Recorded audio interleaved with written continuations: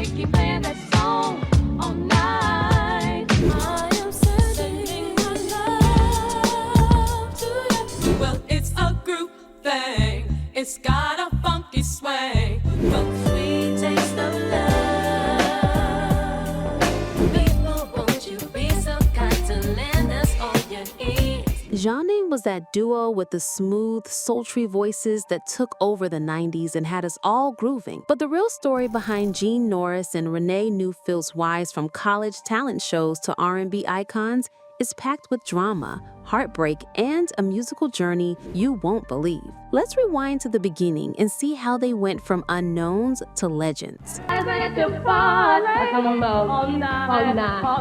Gene Norris was born and raised in Morristown, New Jersey, where music was a way of life. Her dad, the pastor at Second Baptist Church, made sure music was always front and center. Gene's mom played piano at home, and Gene quickly gravitated to the keys, even figuring out Mickey Mouse tunes on her own. By the time she was singing in the church choir, it was clear music was her calling. Meanwhile, over in Brooklyn, New York, Renee Neufville's life wasn't too different. So my mother, Joyce Error, married my father. Albert Neufville was from Portland. He went to Michael, and my mother went to KPH. So yes, she was born in Jamaica and raised in Brooklyn. She was playing the piano from a young age too. She later went on to study music at Temple University in Philadelphia, where, as fate would have it, her musical path collided with Gene's. The two crossed paths through a group of girls and started jamming together. It wasn't long before they realized they both sang, played piano, and wrote songs. It was an obvious match. Here's where it gets interesting. Just days apart, both Gene and Renee went through heartbreak. Instead of sinking into it, they turned their pain into music. Their emotional roller coaster became their inspiration, and soon they realized they were good enough to perform on a bigger stage. Their first professional venture was singing background vocals for Jazzy Jeff and the Fresh Prince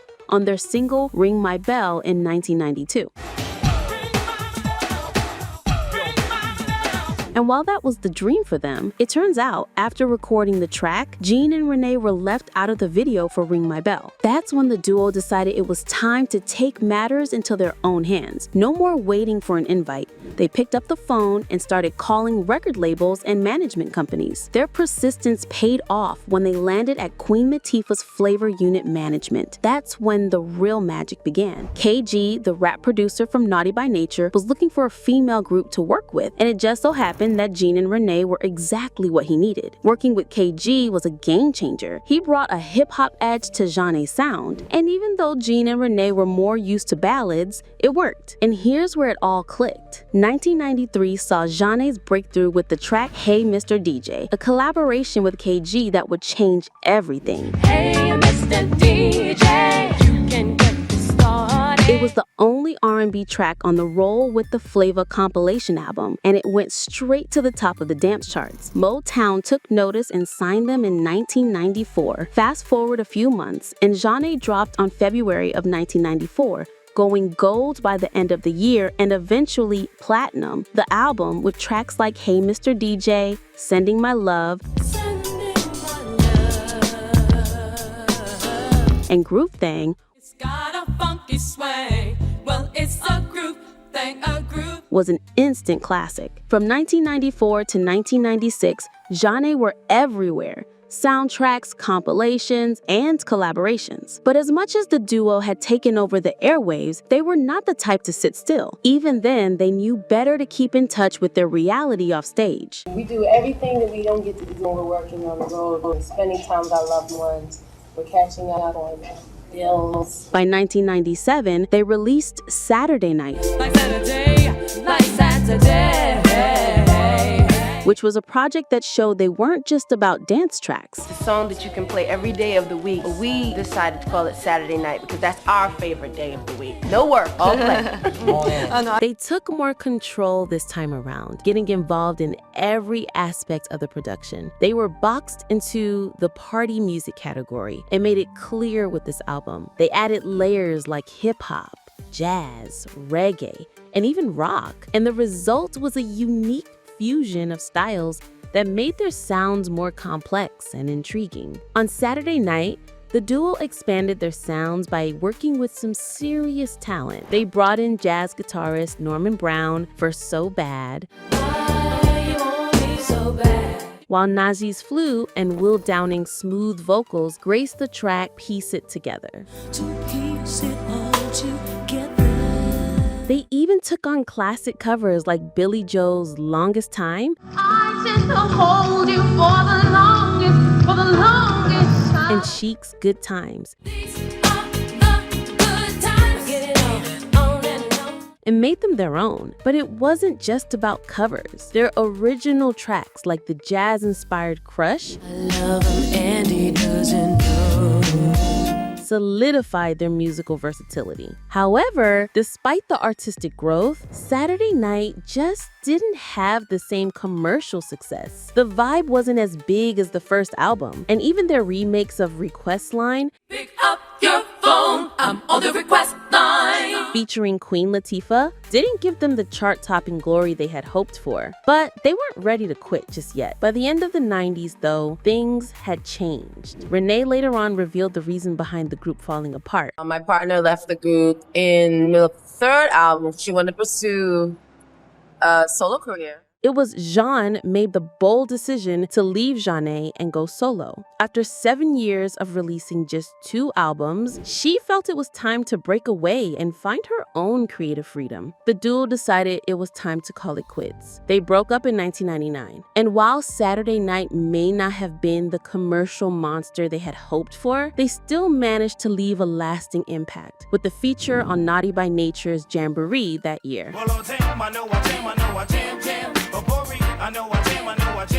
That was their last hurrah as a duo, but I don't think music was done with them. Zhane had always planned to make music on her own, but now she was ready to take control of her sound, her career, and her life. Meanwhile, Renee Neufville took a different route. Rather than replacing Zhane, she chose her own path. After Zhane, she dove into jazz, joining Roy Hargrover's HR Factor, where she toured globally. 15 years later, 2 Grammy nominations later with RH Factor, I toured this world and had the best. So while she was a lead vocalist and pianist, she performed at top jazz festivals worldwide, earning 2 Grammy nominations. You're beautiful and I like it. Her reputation soared through collaborations with legends like Yasin Bey or Mos Def, Robert Glasper, and Ron Carter, while gracing iconic events like the Monterey and North Sea Jazz Festivals. If we could just hold on.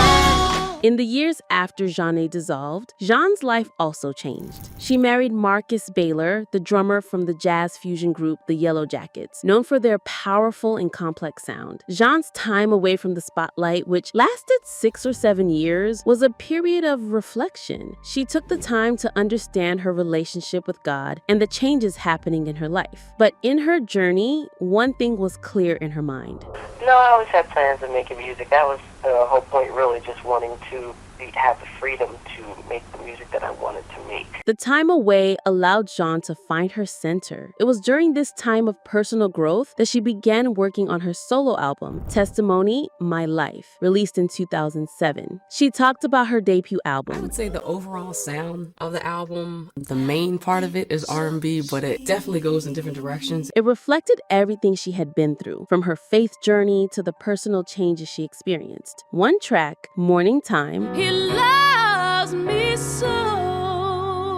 was inspired by a biblical passage about joy coming in the morning, symbolizing the strength one gains after overcoming hardship. Zhane also revealed that her favorite track from the album was Come Go With Me, a smooth and easygoing song that had a beautiful melody and strong string arrangement. I wanna go to a place.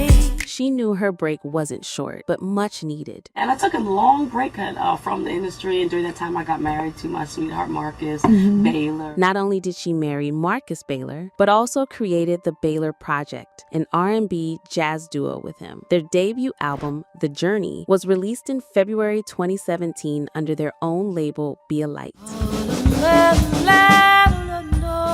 The The album topped the Billboard Jazz chart at number 8 and earned the duo 2 Grammy nominations in 2017 for Best Jazz Vocal Album and Best Traditional R&B Performance. The success didn't stop there. In 2020, the Baylor Project released a single, Sit On Down, which brought in a 3rd Grammy nomination. Why don't you go ahead and sit? Their 2nd album, Generations, released in 2021, hit number 1 on the Jazz Week radio charts and earned them a 4th Grammy nomination for Best Jazz Vocal Album. Can you feel it? It's a brand new vibe. The Baylor Project continued to build momentum with the release of their live album, The Evening, live at Apparatus. This live performance earned them 2 additional Grammy nominations. With everything inside of me, come go with me. The accolades kept coming as they collaborated with other artists, and their work was recognized across multiple categories. In 2023, they received an 8th Grammy nomination for a live and studio performance of Walk With Me, Lord.